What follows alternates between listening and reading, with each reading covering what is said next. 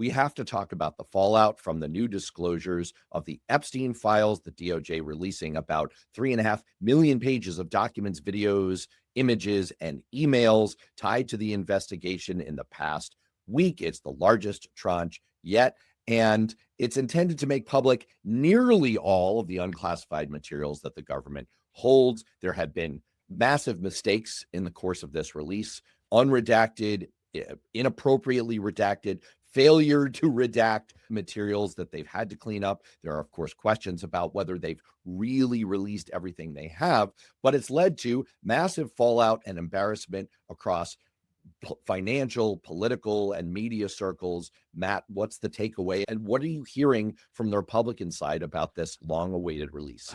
There's a couple things here. The first thing is, let's be clear, this is strategic. The shit show that we're seeing is strategic. It's meant to distract, even bringing the Clintons in. Again, we keep going back to our old adversaries, but we're bringing the Clintons in to testify about Epstein. And I heard Republican members say, we're going to find out what they know.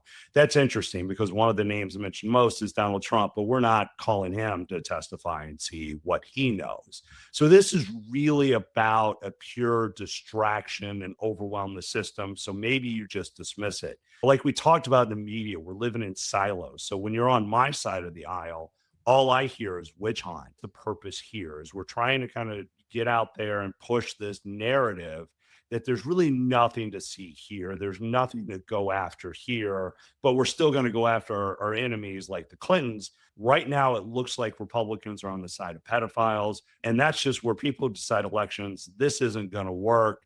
And it doesn't matter how much Trump yells and screams, voters see what it is, and it's alienated his base that wanted to see the release of these things up early.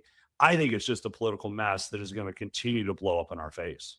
Fun fact, this is what my 12-year-old told me this morning. And by the way, maybe this should be a new segment for us. Fun facts from my 12-year-old. Do you know how many times Jesus is mentioned in the Bible? How many times? In the King James Version, it's 983 times.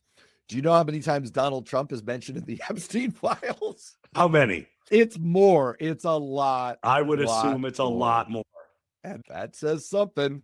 Yes, it does. And let's not forget that also when Caitlin Collins asked him about it, his response was, you need to smile more.